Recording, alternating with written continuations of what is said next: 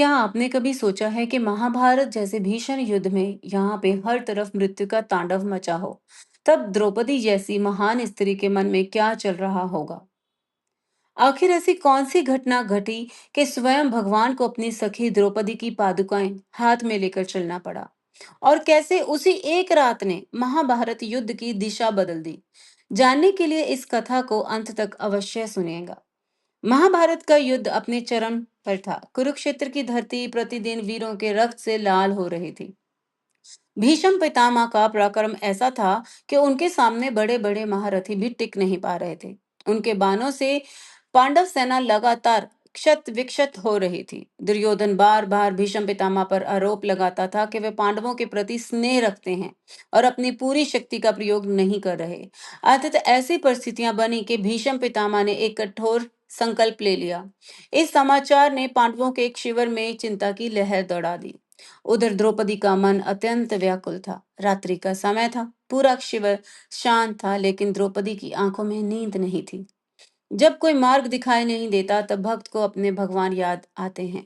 द्रौपदी ने भी अपने अनन्य सखा श्री कृष्ण का स्मरण किया। कुछ ही देर में द्रौपदी के कक्ष के बाहर एक आहट सुनाई दी। उन्होंने बाहर आकर देखा तो उनके सामने स्वयं श्री कृष्ण खड़े थे। श्री कृष्ण ने कहा, चलो, मेरे साथ चलो। द्रौपदी बिना कोई प्रश्न किए उसके पीछे चल पड़ी। गहरी रात थी, चारों ओर सन्नाटा पसरा हुआ था। चलते चलते श्री कृष्ण ने देखा कि द्रौपदी की पायल आवाज कर रही है। उन्होंने संकेत दिया कि पायल उतार दी जाए। द्रौपदी ने तुरंत अपनी पायल उतार दी। फिर श्री कृष्ण ने उन्हें अपनी पादुकाएं भी उतारने का संकेत दिया, क्योंकि वह नहीं चाहते थे कि किसी भी तरह की आवाज आए। द्रौपदी ने श्रद्धा पूर्वक अपनी पादुकाएं उतार दी। तभी वह दृश्य उपस्थित हुआ जो इस कथा का सबसे अद्भुत और हृदय को स्पर्श करने वाला क्षण है। स्वयं भगवान श्री कृष्ण ने द्रौपदी की पादुकाएं अपने हाथों में उठा ली। हाँ, वही श्री कृष्ण जिनकी सेवा करने को देवता भी अपना सौभाग्य मानते हैं।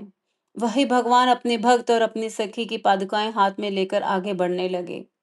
कुछ ही समय के बाद वे दोनों भीष्म पितामह के शिविर में पहुंच गए।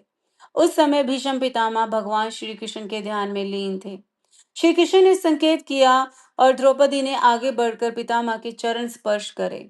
जैसे ही द्रौपदी ने भीष्म पितामह के चरणों में प्रणाम किया, उसी क्षण उनके मुख से निकल गया, अखंड सौभाग्यवती भव।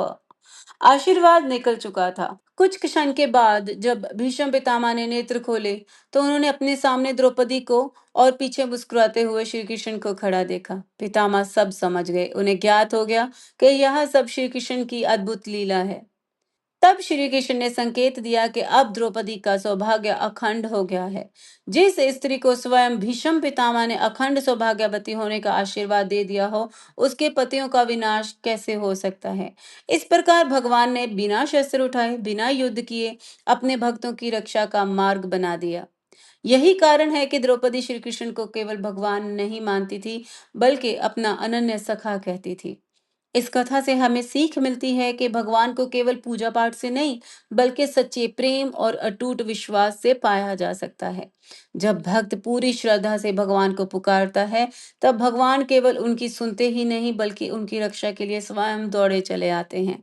और कभी कभी तो अपने भक्त की पादुकाएं हाथ में भी उठा लेते हैं। यदि आपको श्री कृष्ण और द्रौपदी की यह अद्भुत कथा पसंद आई हो तो वीडियो को लाइक करना, चैनल को सब्सक्राइब करना और बेल आइकन अवश्य दबा देना, ताकि सनातन धर्म की ऐसी ही और प्रेरणादायक कहानियां हम आप तक पहुंचा सकें। फिर मिलते हैं एक और नई कहानी के साथ। तब तक जय श्री कृष्ण।